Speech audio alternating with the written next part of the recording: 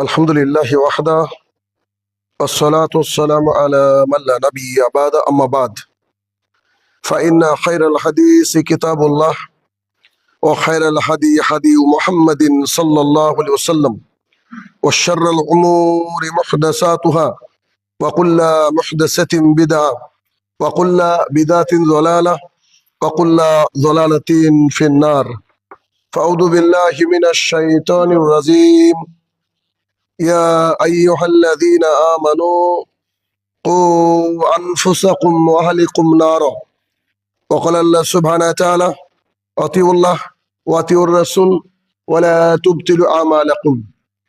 عن أبي هريرة رضي الله تعالى عنه قال قال رسول الله صلى الله عليه وسلم كل أمتي يدخلون الجنة إلا من آبى قيل يا رسول الله من آبى قال من أطاعني دخل الجنة ومن أساءني فقد أبى. عن عائشة رضي الله تعالى عنها قالت قال رسول الله صلى الله عليه وسلم من عمل عملا ليس عليه أمرنا فهو رد.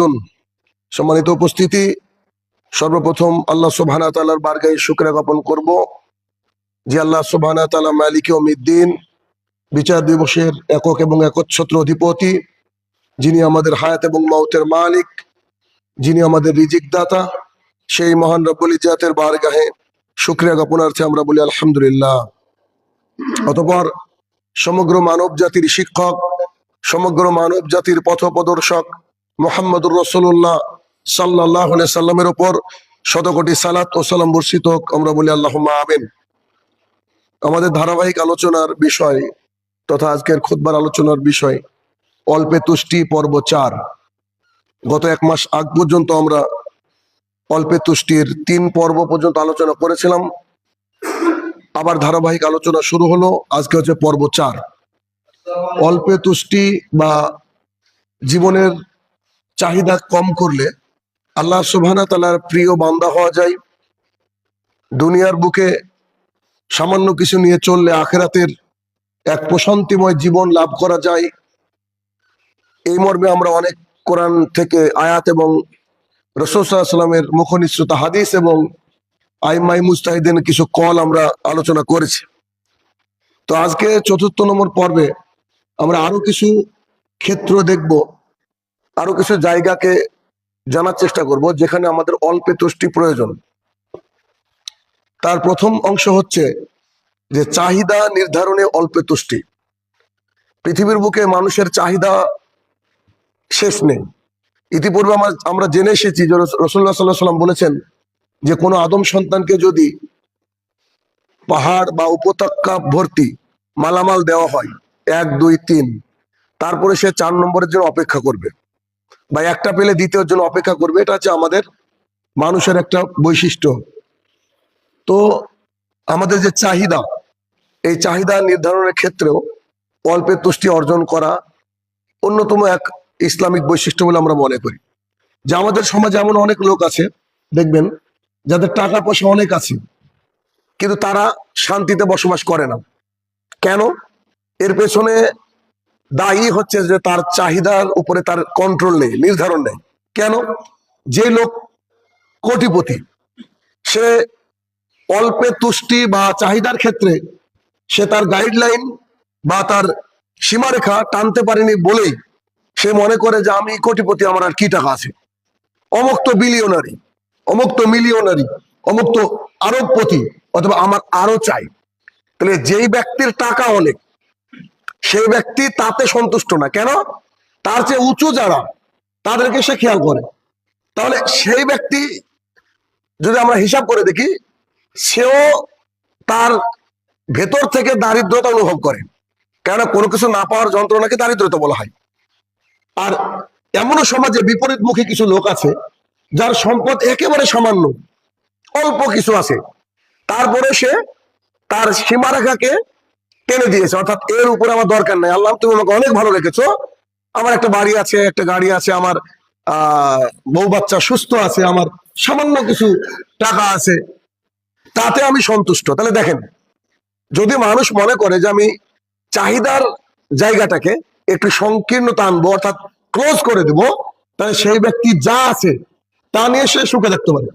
অর্থাৎ যে ব্যক্তির একটা বাইক আছে, তার নিচেওয়ালার সাইকেল আছে, এটাকে দেখে যদি মনে করে যে আমার বাইকই যথেষ্ট, আলহামদুলিল্লাহ, আমার আর কিছু দরকার নেই, তাহলে এই ব্যক্তি অল্পে তুষ্ট হলো, চাহিদাকে নির্ধারণ করলো। কিন্তু যে ব্যক্তির জাহাজ আছে, সে যদি মনে করে যে আমার চার্টার বিমান দরকার, আমার নিজস্ব বিমান দরকার, বা যার হেলিকপ্টার আছে সে মনে হচ্ছে আমার চার্টার দরকার, মানে নিজের একটা ফ্লাইট দরকার, তাহলে সেই ব্যক্তি কখনো সুখী নয়। অথচ এই ব্যক্তি আর ওই ব্যক্তির মধ্যে বিশাল বড় বিস্তর ফারাক, যে একজন বাইক নিয়ে খুশি আর আরেকজন বিমান নিয়েও খুশি না। কেন? চাহিদাকে তারা কি করতে পারেনি, মেনটেন করতে পারেনি। এই জন্য চাহিদার লাগাম আমাদেরকে টেনে ধরতে হবে। আর যদি চাহিদার লাগাম আমরা ছেড়ে দিই, তাহলে কিয়ামত পর্যন্ত, মৃত্যু পর্যন্ত আমাদের আকাঙ্ক্ষা মিটবে না। অর্থাৎ পৃথিবীর বুকে যে পাওয়া, যে সম্পদ, যে বিষয় আশয়, যা নিয়ে মানুষ সুখে থাকে, এই সুখটা তার কপালে আর জুটবে না। কেন? একটা হলে আরেকটা চাইবে, আরেকটা হলে আরেকটা চাইবে। এই জন্য আল্লাহ সুবহানাহু ওয়া তাআলা বলেছেন যে তিনি তোমাদেরকে অভাব মুক্ত করেন। কে? আল্লাহ সুবহানাহু ওয়া তাআলা। আল্লাহ সুবহানাহু ওয়া তাআলা নিজে বলছেন যে আমি তোমাদেরকে অভাব মুক্ত করি। আবার একই আয়াতে আল্লাহ সুবহানাহু ওয়া তাআলা বলছেন ও তিনি তোমাদেরকে অভাবই করেন। এখন আল্লাহ সুবহানাহু ওয়া তাআলা চাইলে আমাদেরকে অভাব মুক্ত করতে পারেন, আল্লাহ সুবহানাহু ওয়া তাআলা চাইলে আমাদেরকে অভাবই করতে পারেন। তো আল্লাহ সুবহানাহু ওয়া তাআলা চাওয়া যেটা, তাহলে আমরা এখন যে জায়গায় আছি এটা আল্লাহ চাওয়া।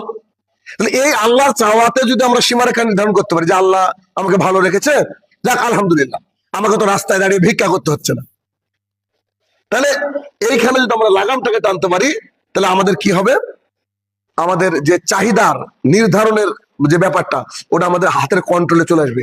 আমাদের না পাওয়ার যে আক্ষেপ, না পাওয়ার যে যন্ত্রণা, না পাওয়ার যে কষ্ট, না পাওয়ার যে গরিবী, এটা আমাদের মধ্যে থেকে দূরে হয়ে যাবে।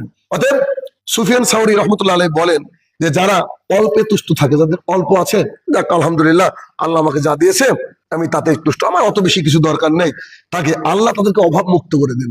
আশ্চর্য কথা, যারা অল্পে তুষ্ট থাকে, মানে যা আছে, যা আছে তা নিয়ে যদি সে তুষ্ট থাকে, যে যাক আলহামদুলিল্লাহ, আমার যা আছে আমার জন্য যথেষ্ট, আল্লাহ তাআলা এটাই হয়তো নির্ধারণ করেছেন, আলহামদুলিল্লাহ।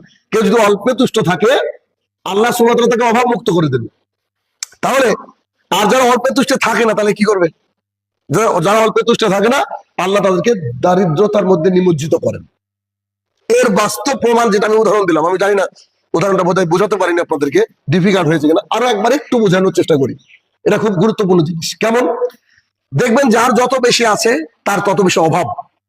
এবার বুঝতে পারবেন যে আমাদের সমাজে এমন কিছু মানুষ আছে, তো অনেক সম্পদ আছে, আলহামদুলিল্লাহ, ব্যাংক ব্যালেন্স আছে, জমি জমা আছে, সব দিক দিয়ে ভালো, কিন্তু সেই ব্যক্তির কাছে আপনি কিছু টাকা ধার চাইতে যাবেন, অথবা মানে তার অবস্থা হালাত দেখবেন, তার সাথে কিছুক্ষণ কথা বলবেন, সে বলবে যে আমি এটা করতে পারলাম না, আমার এইটা দরকার ছিল, আমার সেটা দরকার ছিল, অথচ তার টাকা এত বেশি যে আপনি যদি নিজেকে ওই জায়গায় দেখেন, তো আপনার চেয়ে 10 গুণ টাকা ওর বেশি, অথচ আপনি যা ইনকাম করছেন তাতে বলছেন যে আলহামদুলিল্লাহ।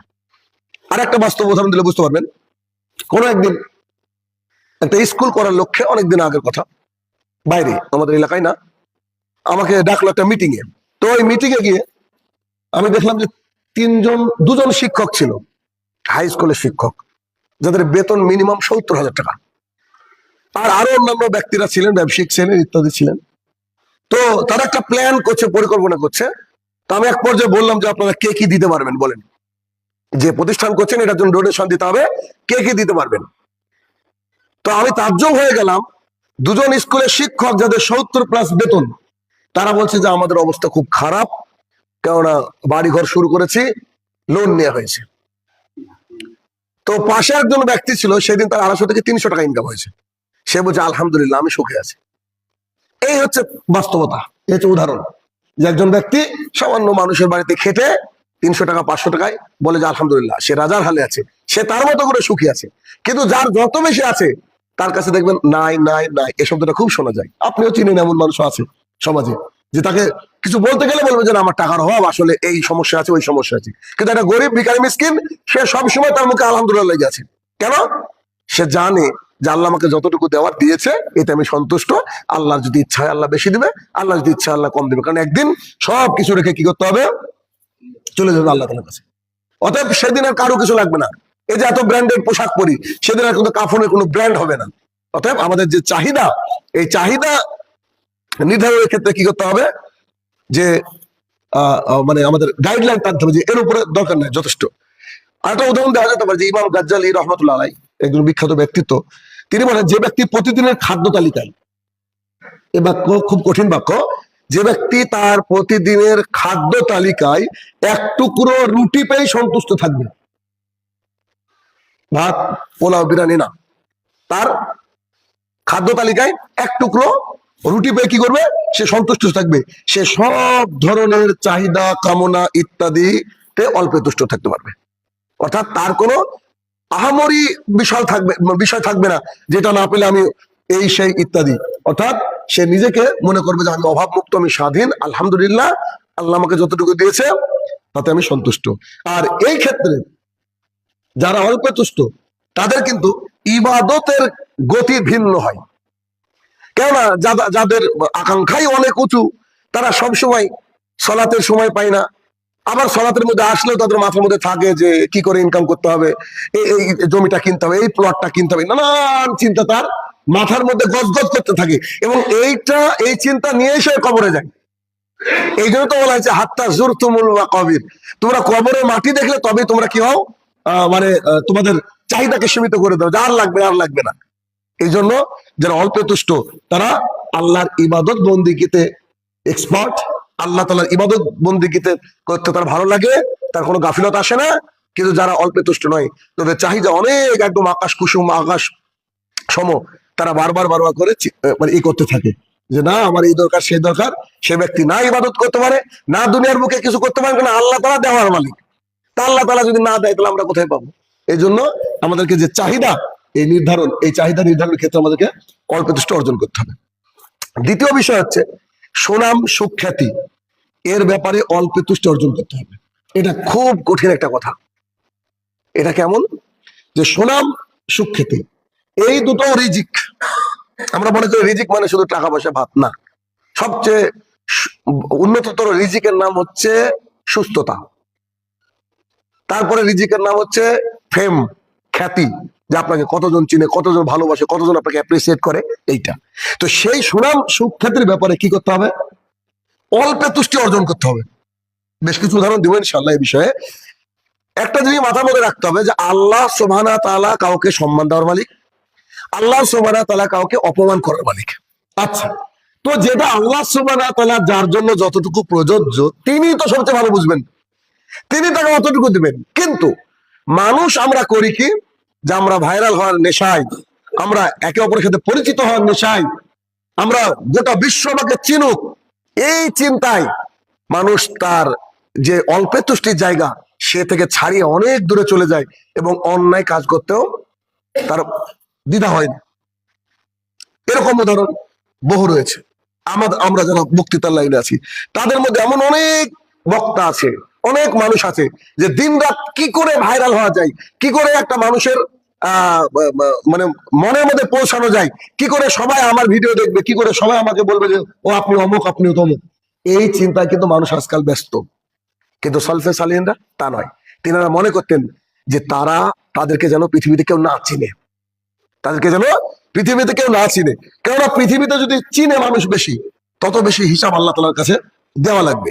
এই জন্য রাসূলুল্লাহ সাল্লাল্লাহু আলাইহি ওয়াসাল্লাম কিন্তু বারবার করে বলতেন যে আপনার ইবনে ওমর রাদিয়াল্লাহু তাআলা আনহুকে রাসূল সাল্লাল্লাহু আলাইহি ওয়াসাল্লাম উপদেশ দিতে গিয়ে বলেছেন যে ইবনে ওমর শোনো, তুমি পৃথিবীতে এমন ভাবে বসবাস করো, তুমি যেন একজন মুসাফির। মুসাফির মানে কোন একজন ব্যক্তি সফরে আসলো, তাকে একদিন দেখলেন, তারপরে আবার কেউ চিনে না, চলে গেল, এই যে তাকে আর মনে রাখলেন না, এরকম মুসাফিরের মতো। অর্থাৎ রাসূল সাল্লাল্লাহু আলাইহি ওয়াসাল্লাম বলেছেন তুমি দুনিয়াতে একজন অপরিচিত ব্যক্তি অথবা মুসাফির হিসাবে তোমরা কি করো, মানে পৃথিবীর বুকে বসবাস করো, যাদেরকে তোমরা মানে যাদেরকে মানুষ এত বেশি চিনবে না, এত বেশি জানবে না, এত বেশি অ্যাপ্রিসিয়েট করবে না, এরকম করে তোমরা চিন্তাধারা করো, সেভাবে চলো।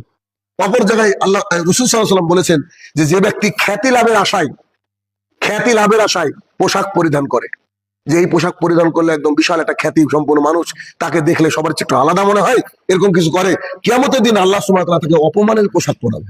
আস্তাগফিরুল্লাহ। কোন ব্যক্তি যদি দুনিয়ার বুকে মানে বিশাল কিছু পোশাক পরে চলে, যাকে দেখলে মনে হয় যে এই ব্যক্তি সবার চেয়ে আলাদা, তাকে আল্লাহ সুবহানাহু ওয়া তাআলা অপমানের পোশাক পরাবে কিয়ামতের মাঠে। তাহলে পোশাকেও আমাদেরকে এটাকে কন্ট্রোল করতে হবে। এই জন্য সুখ্যাতি বা খ্যাতি অর্জনের জন্য আমাদেরকে এই কাজ করতে হবে না। কেননা আল্লাহ সুবহানাহু ওয়া তাআলা তার থেকে মুখ ফিরিয়ে নেবেন যে ব্যক্তি এরকম করে করবে দুনিয়ার বুকে, আর তাকে আল্লাহ তাআলা অপমানে পোশাক পরাবে। সেই জন্য কি করতে হবে, সবসময় আড়াল করার চেষ্টা করতে হবে। যেমন আব্দুল্লাহ ইবনুল মুবারক রাহমাতুল্লাহ আলাইহি, এনার নাম শুনেছেন, সবাই জানেন, বলেন যে তিনি নিজেকে সবসময় বলতেন যে সুনাম সুখ্যাতির আড়ালে রাখার চেষ্টা করো। যে তোমাকে একটা মানুষ দেখলে বলো আপনি অমুক, আপনার প্রশংসা ইত্যাদি, খবরদার এ থেকে কি করো, সবসময় তুমি আড়ালে রাখো, সেই সাথে সুনাম সুখ্যাতিকে অপছন্দ করো। এই জন্য রাসূল সাল্লাল্লাহু আলাইহি ওয়াসাল্লাম বলেছেন, তোমার মুখের সামনে কেউ যদি প্রশংসা করে তাহলে তুমি তার দিকে কাদা বা মাটি ছুঁড়ে মারো। কেন? প্রশংসার মালিক একমাত্র আল্লাহ সুবহানাহু ওয়া তাআলা, একমাত্র আল্লাহ সুবহানাহু ওয়া তাআলা। কেউ আপনার প্রশংসা করলে আপনি বলেন আলহামদুলিল্লাহ ভাই, ঠিক আছে, আলহামদুলিল্লাহ ঠিক আছে, আল্লাহ সুবহানাহু ওয়া তাআলা আমাকে বলার ক্ষমতা দিয়েছিল, তাই এতটুকু, ব্যাস। আপনি পরিবর্তন করেন জীবনটা, তাহলে আমি খুশি, ব্যাস।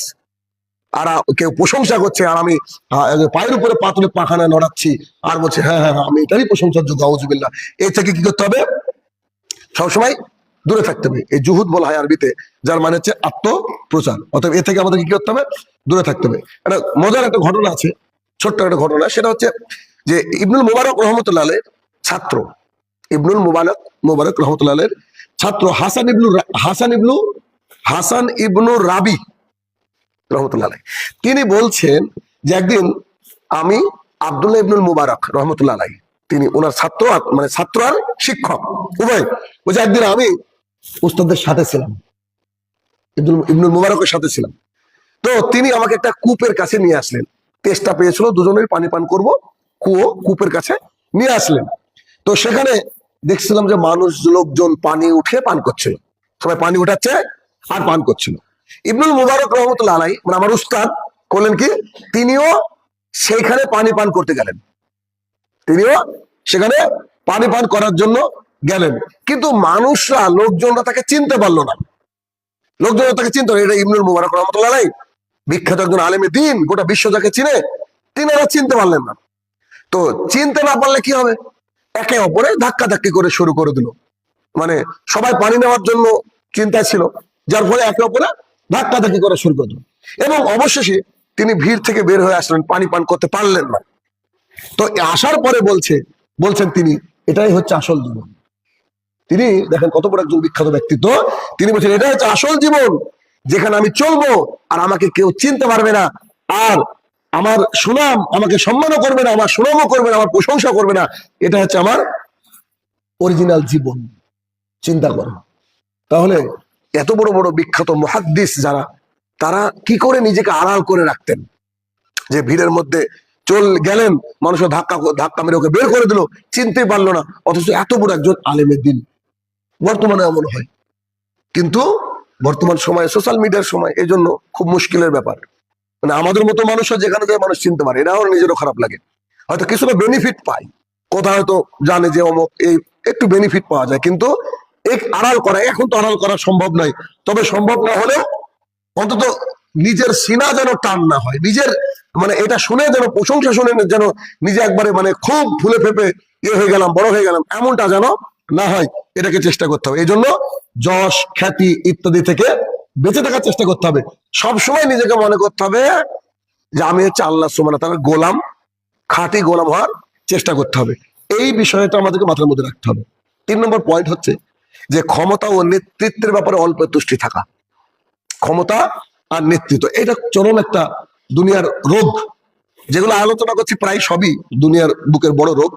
তারপরেও কিন্তু এই ক্ষমতার ব্যাপারটা অনেক বড় লোক দেখবেন, অনেকেই আল্লাহ তাআলার জমিনে, অনেকেই যে কোনো প্রতিষ্ঠান হোক, মসজিদ হোক, মাদ্রাসা হোক, বা স্কুল হোক, কলেজ হোক, সবাই চেষ্টা করে যে আমরা নেতা হব, বেশিরভাগ মানুষ। কিন্তু নেতা হব না বা আমাকে নেতা করেন না, এরকম কথা বলার মানুষ বোধহয় রেয়ার, একেবারে নগণ্য। তো আপনি কোন দায়িত্বে আছেন, আপনাকে কেউ দিল জোর করে, সেটার একটা বিষয়, আর আপনি যদি চেয়ে নেন, এটা খুবই একটা ভয়াবহ জিনিস। কেন? যে রাসূলুল্লাহ সাল্লাল্লাহু আলাইহি ওয়াসাল্লাম, এই যে কাব বিন মালিক আনসারী রাদিয়াল্লাহু তাআলা আনহুকে বলেন, রাসূল সাল্লাল্লাহু আলাইহি ওয়াসাল্লাম বলেছে যে ক্ষুধার্ত দুটি নেকড়ে বাঘকে, ক্ষুধার্ত মানে একদম খিদে লেগে আছে পেটের মধ্যে, এমন যদি নেকড়ে বাঘকে যদি এটা ছাগলের পালের মধ্যে দিয়ে দেওয়া হয়, তো ওই ছাগলের পালের জন্য ক্ষুধার্ত দুটি নেকড়ে বাঘ অত ভয়ঙ্কর না, অথচ আমরা জানি তাদেরকে খেয়ে নেবে। ভালো করে বুঝেন কথাটা, যে ক্ষুধার্ত দুটো নেকড়ে বাঘকে একটা ছাগলের পালের মধ্যে দেওয়া হবে, তাহলে ছাগলের পাল কি অবস্থা হবে? নেকড়েরা খাবে। তো রাসূলুল্লাহ সাল্লাল্লাহু আলাইহি ওয়াসাল্লাম যে এটাও অত ধ্বংসাত্মক নয়, এটাও তো ভয়ঙ্কর নয়, যত না বেশি মান মর্যাদার লোভে মানুষ তার দিনের জন্য কতটা ধ্বংস করে। অর্থাৎ আমি আকাঙ্ক্ষা করছি যে আমাকে যেন এই পদটা দেওয়া হয়, বা কাউকে একটু লাগিয়ে দিয়েছি, একটু বলো না যে আমাকে গ্রামের মেম্বার বানানো হোক, তুমি কাউকে বলো না যে আমাকে অত্র প্রতিষ্ঠানের সেক্রেটারি বানানো হোক, তুমি কাউকে বলো না যে আমাকে অমুক প্রতিষ্ঠানের কোন একটা দেওয়া হোক। এই কথা রাসূল সাল্লাল্লাহু আলাইহি ওয়াসাল্লাম 1450 বছর আগে বলে গিয়েছেন, যে হাদিসের ভাষাটা কত বড় কঠিন, যে একটা নেকড়ে ক্ষুধার্ত, সে ছাগল খাবে, তারপর রাসূল সাল্লাল্লাহু আলাইহি ওয়াসাল্লাম ধ্বংসাত্মক নয়, তুমি যদি কোনো কিছু চেয়ে নাও। এই জন্য রাসূলুল্লাহ সাল্লাল্লাহু আলাইহি ওয়াসাল্লাম আব্দুর রহমান বিন সামুরা রাদিয়াল্লাহু তাআলা আনহুকে সবসময় উপদেশ দিয়ে বলতেন যে খবরদার তুমি নেতৃত্ব চেয়ে নিও না। কি বলতেন? যে খবরদার তুমি নেতৃত্ব চেয়ে নিও না। কেন না? তুমি যেটা চাওয়ার মাধ্যমে প্রাপ্ত হও, তোমাকে যদি দিয়ে দেওয়া হয়, তুমি চাইলা দিয়ে দেওয়া হয়, তাহলে তোমাকে তার দিকে সরপদ করা হবে, আল্লাহ তাআলা তোমাকে ওই দিকে পাঠিয়ে দিবেন। আর যেটা তোমাকে এমনি দেওয়া হয়, তাহলে তুমি আল্লাহর তরফ থেকে সাহায্য প্রাপ্ত হবা। সুবহানাল্লাহ। তার মানে যদি আমরা চেয়ে নিই, আল্লাহ তাআলা ওকে ওটার উপরে ছেড়ে দেবে, যা তুই চাইলি, তুই তোর মতো এখন কাজ কর। আর যেটা আল্লাহর তরফ থেকে আসবে সেটা কি হবে? সেটা এমন হবে যে মানুষ দিয়ে দিল, আমি নিতে চাইনি, আসলে ভেতর থেকে নিতে চাইনি, মানুষ দিয়ে দিল, তখন আল্লাহ সুবহানাহু ওয়া তাআলা কি করবে? তাকে সাহায্য করবে। এই ক্ষেত্রে একটা হৃদয় বিদারক ঘটনা আছে, কষ্টের একটা কথা আছে, ঘটনা আছে। সেটা কি? আব্দুর রহমান ইবনে আজহার রাহমাতুল্লাহ আলাইহি বলেন, একবার আমিরুল মুমিনিন উসমান ইবনে আফফান রাদিয়াল্লাহু তাআলা, উসমান রাদিয়াল্লাহু তাআলা, উনি তো খলিফা ছিলেন আমরা জানি। উসমান ইবনে আফফান রাদিয়াল্লাহু তাআলার নাক দিয়ে অনর্গল রক্ত বেরাচ্ছিল। তো সাহাবায়ে কেরাম, রাসূল সাল্লাল্লাহু আলাইহি ওয়াসাল্লাম, তিনারা এমন ব্যক্তিত্ব ছিলেন যে আকাশে মেঘ, জুমার দিনে যদি আকাশে মেঘ হতো, তিনারা ভীত সন্ত্রস্ত হয়ে যেতেন যে আজকে বোধহয় কিয়ামত হয়ে গেল।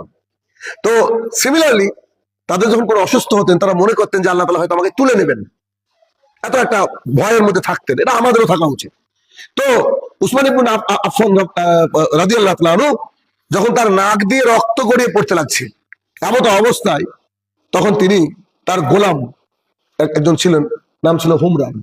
তো তার গোলাম হুমরানকে ডাক দিলেন, ডেকে বললেন যে তুমি লিখে নাও, তো তুমি লিখো, খাতা আনো, তুমি লিখে নাও। তো উনি বললেন যে আমি কি লিখবো? বলছে আমার পরে খলিফা হবে আব্দুর রহমান ইবনে আউফ। মানে উনি মনে করেছেন উনি চলে যাবেন, আমার পরে খলিফা হবে আব্দুর রহমান ইবনে আউফ রাদিয়াল্লাহু তাআলা আনহু, তুমি লিখে নাও। হুমরান তৎক্ষণাৎ লিখে ফেললেন। লিখে ফেলার পর তিনি আব্দুর রহমান ইবনে আউফ রাদিয়াল্লাহু তাআলা আনহুর কাছে গেলেন। যাওয়ার পরে তিনি বললেন, আপনার জন্য সুসংবাদ রয়েছে। খলিফা মানে চারটেখানি ব্যাপার, অর্ধজাহানের প্রধানমন্ত্রী, চিন্তা করেন। তো বলছে যে আপনার জন্য সুসংবাদ, আপনার জন্য সুসংবাদ। তিনি জিজ্ঞাসা করলেন, সুসংবাদ? তা আবার কিসের জন্য, কিসের সুসংবাদ? তখন তিনি বললেন, আমিরুল মুমিনিন উসমান রাদিয়াল্লাহু তাআলা আনহু তিনি মৃত্যুর পর আপনাকে খলিফা নির্বাচন করেছেন, তিনি আমাকে সেটা লিখিয়েছেন, আমি আপনার কাছে এটা পেশ করলাম। অর্থাৎ এর পরের খলিফা কি হবেন? আপনি। আব্দুর রহমান ইবনে আউফ রাদিয়াল্লাহু তাআলা আনহু সঙ্গে সঙ্গে শোনা মাত্রই আল্লাহ তাআলার কাছে বললেন, হে আমার প্রতিপালক, যদি যে তারপরে অর্থাৎ উসমান রাদিয়াল্লাহু তাআলা আনহুর পরে আমাকে খলিফা মনোনীত করার সিদ্ধান্ত তিনি নিয়ে থাকেন, বাক্যটাকে শুনবেন, যে উসমান রাদিয়াল্লাহু তাআলা আনহু তিনি মারা যাওয়ার পর আমাকে যদি তারপরে খলিফা নির্বাচন করে থাকেন, তাহলে আপনি আমাকে তার পূর্বে উঠিয়ে নেন। একজন সাহাবী, আব্দুর রহমান ইবনে আউফ রাদিয়াল্লাহু, খুব চল্লিকদের একজন সাহাবী, তিনি বলছেন যে হে আমার প্রতিপালক, উসমান রাদিয়াল্লাহু তাআলা আনহু যদি আমাকে খলিফা নির্বাচন করে যান, তাহলে আপনি আমাকে কি করেন? আমাকে উঠিয়ে রাখেন তার আগে। এবং শুনলে অবাক হয়ে যাবেন যে তিনি এই দোয়া করার পরে মাত্র 6 মাস জীবিত ছিলেন। অর্থাৎ আল্লাহ সুবহানাহু ওয়া তাআলা তাকে তুলে নিয়েছিলেন। তাহলে চিন্তা করেন আল্লাহকে তারা কতটা ভয় করত, আর আল্লাহ তাআলাও তাদেরকে কতটা ভালোবাসতেন। অথচ এই তিনি কিন্তু আবার চেয়ে নেননি, তিনাকে একজন আমিরুল মুমিনিন নির্বাচন করছেন, এরা তো আল্লাহর তরফ থেকে। তারপরে তিনি এতটা ভয় করতেন যে আমি আমার নিজের দায়িত্ব নিতে পারি না, আমি মানুষের দায়িত্ব কি করে নিব। তাই তিনি আল্লাহর কাছে দোয়া করলেন, আর এই দোয়ার ফলে আল্লাহ সুবহানাহু ওয়া তাআলা হয়তো তাকে 6 মাস জীবিত রেখেছেন। তারপরে উসমান রাদিয়াল্লাহু তাআলার আগেই তার মৃত্যু দিয়ে দিলেন। আল্লাহ তাআলা আমাদেরকে সহিহ বুঝ দান করুক, আল্লাহুম্মা আমিন। আলহামদুলিল্লাহ ওয়াহদা ওয়াসসালাতু ওয়াসসালামু আলা মান লা নাবিয়্যা বাদা, আম্মা বাদ। এরপরের শেষ আলোচনা, আজকের শেষ অংশ, সেটা হচ্ছে ওহীর বিধানের উপরে পরিতুষ্ট থাকা। এর আগে অল্পে তুষ্টি থাকা শুনলাম, আর এখন হচ্ছে ওহীর বিধানের উপরে কি থাকা? পরিতুষ্ট থাকা, সন্তুষ্ট থাকা। যে আল্লাহর তরফ থেকে যে ওহী আসে, ওহী হচ্ছে দুই প্রকার, ওহী মাতলু আর হচ্ছে গায়রে মাতলু। ওহী মাতলু হচ্ছে সরাসরি কোরআন, আর ওই গায়ের মাতলু হচ্ছে মুহাম্মদ সাল্লাল্লাহু আলাইহি সাল্লামকে আল্লাহ সুবহানাহু ওয়া তাআলা যে হাদিসগুলো শিখিয়েছেন, বলেছেন, তিনি আমাদের সামনে পেশ করেছেন, এটাকে গায়ের মাতলু বলা হয়। অর্থাৎ আল্লাহ সুবহানাহু ওয়া তাআলার যে ওহী তিনি মানব জাতির জন্য যেগুলো নাজিল করেছেন, তাতে আমাদেরকে পরিতুষ্ট থাকতে হবে। মনে হবে যে না, এটা বোধহয় আমার উপরে জুলুম, আপাত দৃষ্টিতে মনে হতে পারে।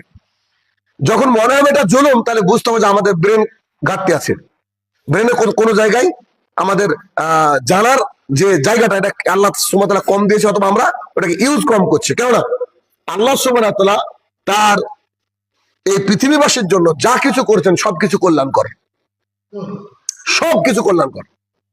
বলতে পারেন আমরা বিপদে পড়ি, আল্লাহ আমাদেরকে বিপদে ফেলেন, তাও কল্যাণ করেছি। কেননা রাসূলুল্লাহ সাল্লাল্লাহু আলাইহি ওয়াসাল্লাম বলছেন, আমি মুমিনদের ওই বিষয়টাকে ভেবে আশ্চর্য হয়ে যাই যে আল্লাহ সুবহানাহু ওয়া তাআলা বলেছেন যে মুমিনদের পায়ে যদি কাঁটাও ফুটে, তাও এমনি ফুটে না, নিশ্চয়ই কোনো পাপকে আল্লাহ তাআলা ক্ষমা করেন। আশ্চর্য ব্যাপার। আপনার জ্বর হয়েছে, আপনার সর্দি হয়েছে, আপনার অসুস্থ, আপনার কোনো কিছু অঘটন ঘটেছে, এর মাধ্যমে আল্লাহ সুবহানাহু ওয়া তাআলা আপনার আমার অন্তরে যে কালো দাগ পড়ে, এই দাগটাকে ডিলিট করতে চেয়েছেন। এই বিষয়ে একদিন একটা সুন্দর আলোচনা করবো ইনশাআল্লাহ, যে আল্লাহ সুবহানাহু ওয়া তাআলা মানুষকে চার ভাবে তার পাপ থেকে নিষ্কৃতি দিতে চান। 4 নম্বর ভাগ হচ্ছে জাহান্নাম। ইনশাআল্লাহ আমি কোনো একদিন আলোচনা করবো এই বিষয়ে। তাহলে কি, যে আল্লাহ সুবহানাহু ওয়া তাআলা যে ওহী নাজিল হয়েছে, ওহী নাজিল করেছেন মুহাম্মদ সাল্লাল্লাহু আলাইহি ওয়াসাল্লামের উপরে, সেই ওহীর উপরে কি থাকতে হবে? পরিতুষ্ট থাকতে হবে। আচ্ছা, আব্বাস রাদিয়াল্লাহু তাআলা আনহু বলেন, রাসূলুল্লাহ সাল্লাল্লাহু আলাইহি ওয়াসাল্লাম বলেছেন, সেই ব্যক্তি ঈমানের স্বাদ পেয়েছে, যে সেই ব্যক্তি ঈমানের স্বাদ পেয়েছে যে আল্লাহকে রব হিসাবে মেনে নিয়েছে, তার পৃথিবী তার কোনো মাবুদ নাই, একমাত্র আল্লাহকে রব বলে মেনে নিয়েছে। এই বাক্যটা শুনলে আমাদের কেমন মনে হয়? যে রব তো আল্লাহ না, অনেকের রব অনেক রকম আছে। আজকে বিভিন্ন জাতির দিকে তাকিয়ে দেখেন, কেউ বলে 3 জন, কেউ বলে 33 কোটি, কেউ বলে 10 জন, কেউ বলে কত, যারা মুসলমান নিজেকে দাবি করে, অথচ মাজার মুখী তাদের রব একজনও না। কারণ রবের কাছে চাইতে হয়। আজকে বলবেন আপনি ইয়াকা না'বুদু ওয়া ইয়াকা নাস্তাইন, অথচ আপনি আমি গিয়ে মাজারে যদি সন্তান চাই, তাহলে আমার রব আল্লাহ আবার মাজারওয়ালা হয়ে গেল। তো সেই জন্য আল্লাহ সুবহানাহু ওয়া তাআলা রাসূল সাল্লাল্লাহু আলাইহি ওয়াসাল্লামকে দিয়ে বলালেন যে তুমি বলো যে সেই ব্যক্তি ঈমানের স্বাদ পেয়েছে যে ব্যক্তি আল্লাহকে রব হিসেবে মেনে নিয়েছে। 2, ইসলামকে দ্বীন হিসেবে মেনে নিয়েছি। 3, মুহাম্মদ সাল্লাল্লাহু আলাইহি ওয়াসাল্লামকে রাসূল হিসেবে পেয়ে সন্তুষ্ট, যে আল্লাহ রাসূল সাল্লাল্লাহু আলাইহি ওয়াসাল্লামকে পেয়ে সন্তুষ্ট। এই জন্য ইবনে উমর রাদিয়াল্লাহু আনহু খুব বলতেন যে আমরা জাহালাতের মধ্যে ছিলাম, আল্লাহ তাআলা আমাদেরকে দ্বীন ইসলামের পথে এনেছেন, আর আপনার মতো একজন নবী পেয়েছি, এরপরে আর কি আমাদের দরকার? আসলে তো কিছু দরকার নেই। দেখেন আজকে কত বিজাতি আছে, লাখ লাখ কোটি কোটি মিলিয়ন ট্রিলিয়ন মানুষ আছে, যাদেরকে আল্লাহ তাআলা হিদায়াত দেয়নি, আমাদের জন্য কেউ দোয়া করেনি, অথচ আল্লাহ সুবহানাহু ওয়া তাআলা আমাদেরকে মুসলমান বানিয়েছেন। এর চেয়ে সৌভাগ্যের কত কি যে আছে, এটা আমি হয়তো বুঝাতে পারবো না আমার ভাষা দিয়ে। এটা কিয়ামতের মাঠে গেলে বুঝতে পারবেন যে তারা কত মিসকিন। হতে পারে তাদের টাকা আছে, হতে পারে তাদের ম্যান পাওয়ার আছে, অর্থ প্রতিপত্তিতে বিশ্বের সেরা, কিন্তু কিয়ামতের মাঠে গিয়ে একেবারে অসহায় হয়ে যাবে। আর মুসলমান হলে অন্তত পক্ষে কোনো একদিন জান্নাতে যাবে ইনশাল্লাহ, হয়তো জাহান্নামে পড়বে অনেকদিন ধরে, মানে আল্লাহর ইতাআত করলে একদিন আল্লাহ সুবহানাহু ওয়া তাআলা জান্নাতে দেবে। তাহলে মুসলমান হওয়া তো একটা ব্যাপার আছে, এটার জন্য তো অনেক তপস্যা লাগে, কিন্তু আল্লাহ সুবহানাহু ওয়া তাআলা আমাদেরকে অটোমেটিকলি বানিয়েছেন। এই জন্য বলেছেন যে কি, যে ওহীর বিধান যখন তোমার উপরে আসবে, সেই বিধানের উপরে তুমি কি থাকো? পরিতুষ্ট থাকো, যে আলহামদুলিল্লাহ আল্লাহ আমার উপরে যা নাজিল করেছেন আমি এর জন্য যথেষ্ট। আমার মনে হয় না যে আল্লাহ তাআলার এই বিধান বাদ দিয়ে আমাদেরকে অন্য কিছু খুঁজতে যেতে হবে। অর্থাৎ কোরআন এবং সুন্নাহর বাইরে কেউ যদি তার মানে কোনো কিছু খুঁজে তার কল্যাণের, তাহলে বুঝতে হবে যে ওহির প্রতি সন্তুষ্ট না। কেমন একটা উদাহরণ দিলে বুঝতে পারবেন।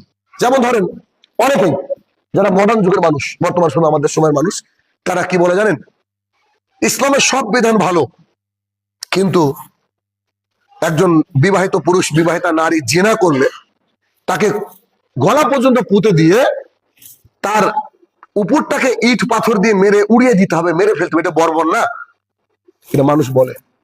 কিন্তু খেয়াল করে দেখেছেন যে বিবাহিতা নারী যদি জিনা করে একটা পুরো পরিবার নষ্ট হয়ে যায়, তার সন্তান সন্ততি নষ্ট হয়ে যায়, কত কি নষ্ট হয়ে যায়। কেন? এটা হচ্ছে তার কারণ, যে পরিবার নষ্ট হওয়া খুব খারাপ একটা জিনিস। আরো যদি উদাহরণ আমরা দেখি তাহলে বলবো যে না সবই ঠিক আছে, কিন্তু ইসলামে চুরি করলে কেন হাত কেটে দেওয়া হয়? চুরি করার তো বল নাই, চুরি করার বিধান হাত কেটে দেওয়া আছে বলেই সৌদি আরবের একজন লোকের হাত কাটা নাই। কেন? সৌদি আরবের বুকে মানুষ চুরি করে না, এই জন্য।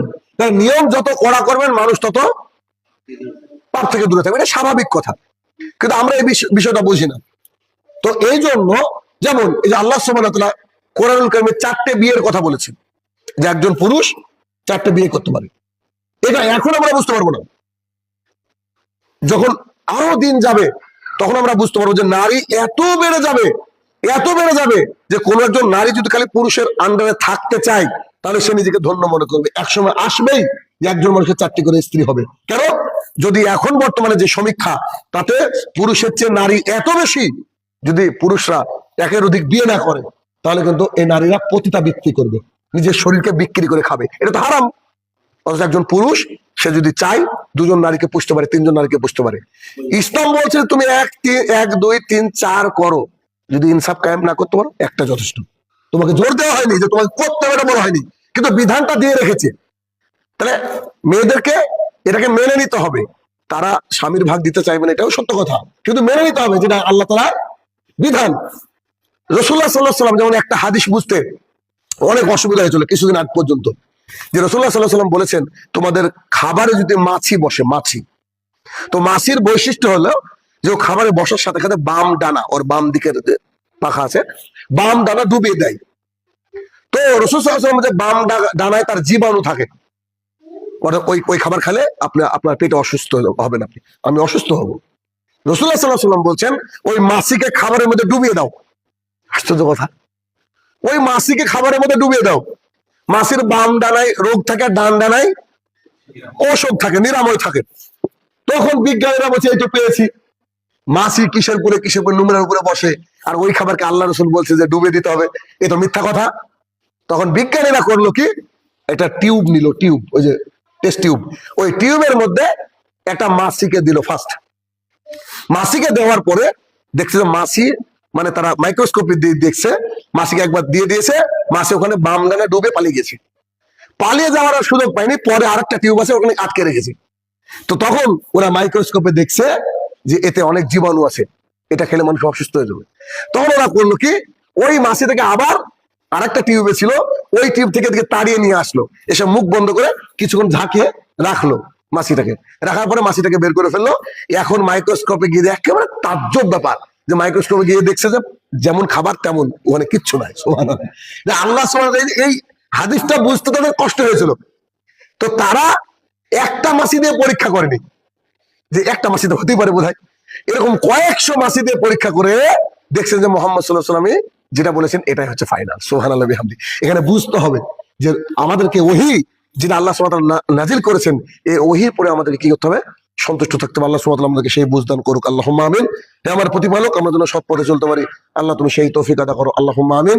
আমাদের মধ্যে যারা অসুস্থ রয়েছে আল্লাহ তুমি শিফা দান করো, আল্লাহুম্মা আমিন। যারা কবরের তলে শায়িত জানি না কি হালে রয়েছে, তারা যদি ক্ষমার যোগ্য হয় আল্লাহ তুমি ক্ষমা দান করো, আল্লাহুম্মা আমিন।